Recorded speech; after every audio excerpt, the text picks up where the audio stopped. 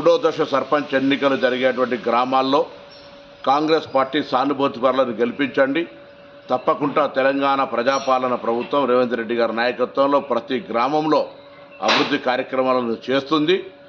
కాంగ్రెస్ పార్టీకి సంబంధించి ఈరోజు జరుగుతున్న కార్యక్రమాలు అనేకంగా గ్రామ స్థాయి దాకా వస్తున్నటువంటి అంశం మీరు చూస్తూ ఉన్నారు.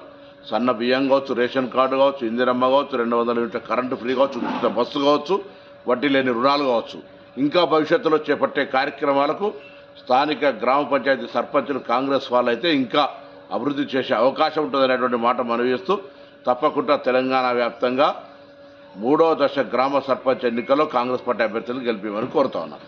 చరిత్ర సృష్టించినోడు ఇప్పుడు ఆ చరిత్రని తిరగరాయబోతున్నాడు.